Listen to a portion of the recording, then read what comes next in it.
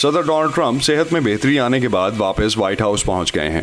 صدر نے ٹویٹ کیا ہے کہ وہ 15 اکتوبر کو میامی میں ڈیموکریٹک صدارتی امیدوار جو بائیڈن کے ساتھ ہونے والے مباحثے کے منتظر ہیں۔ ٹویٹر پر جاری کی گئی ایک اور ویڈیو میں صدر ٹرمپ نے اپنی بیماری کے حوالے سے بات کی، جس کے سبب انہیں ہسپتال میں داخل ہونا پڑا۔ اسے اپنے اوپر غلبہ حاصل نہ کرنے دیں، اسے اپنی زندگیوں پر قبضہ نہ کرنے دیں، ایسا نہ ہونے دیں۔ ہمارے پاس دنیا کا سب سے عظیم ملک ہے، ہم کام پر واپس جا رہے ہیں، ہم سب سے آگے ہوں گے۔ آپ کے قائد کی حیثیت سے مجھے یہ کرنا ہوگا۔ مجھے معلوم تھا کہ اس میں خطرہ ہے، لیکن مجھے یہ کرنا پڑا۔ میں نے اس کا مقابلہ کیا اور میں نے قیادت کی۔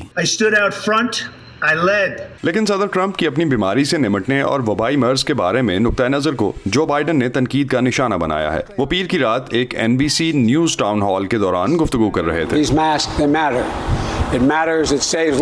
یہ ماسک اہمیت رکھتے ہیں، اس سے جان بچ جاتی ہے، یہ بیماری کے پھیلاؤ کو روکتا ہے۔ سماجی فاصلہ ضروری ہے بجائے اس کے بارے میں بات کرنے کے۔ میں نے ایک ٹویٹ سے جانا جس میں کہا گیا کہ آپ جانتے ہیں کہ بنیادی طور پر اس کے بارے میں اتنی فکر نہ کریں، جبکہ حقیقت یہ ہے کہ بہت سارے خدشات لاحق ہیں۔ 2,10,000 افراد ہلاک ہو چکے ہیں۔ بائیڈن صدارتی انتخاب کے لیے ایک اہم ریاست فلوریڈا میں جسے سوئنگ اسٹیٹ مانا جاتا ہے انتخابی مہم چلا رہے ہیں۔ جیسا کہ آپ سب جانتے ہیں اور صاف بات تو یہ ہے کہ اگر ہم فلوریڈا جیت لیتے ہیں تو آپ جیت جاتے ہیں۔ ایسے میں جبکہ بائیڈن قومی سطح کے عوامی جائزوں میں ٹرمپ سے آگے ہیں، اس ہفتے ایک جائزے میں بتایا گیا ہے کہ ریاست فلوریڈا میں دونوں امیدواروں کی مقبولیت تقریباً ایک جیسی ہے۔ 2016 میں صدر ٹرمپ اس ریاست سے جیتے تھے۔ سیاسی تجزیہ کار ریفل سننشائن کا کہنا ہے کہ 65 سال یا اس سے زیادہ عمر کے ووٹر امریکہ میں ووٹرز کا اہم حصہ ہیں، کیونکہ یہی ووٹرز سب سے زیادہ پرعزم ہیں۔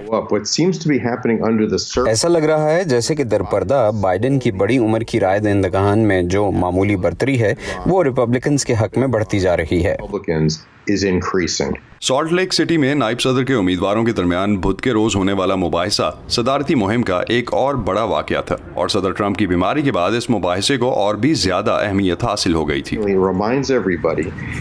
یہ ہر کسی کو یاد دہانی کروا رہا ہے کہ 74 سالہ صدر کے مقابلے میں 77 سالہ صدارتی امیدوار ہے، تو ان کے مقابلے میں نائب صدارت کے لیے قدرے جوان لوگ ہیں جو کہ اگلی بار صدارتی امیدوار بھی ہو سکتے ہیں۔ سیاسی تجزیہ کاروں کا کہنا ہے کہ صدارتی دوڑ کا نتیجہ صدر ٹرمپ کی کورونا وائرس کی عالمی وبا سے نمٹنے کے طریقہ کار پر ایک ریفرینڈم ہوگا۔ الزبتھ لی کے ساتھ اسد اللہ خالد، وائس آف امریکہ۔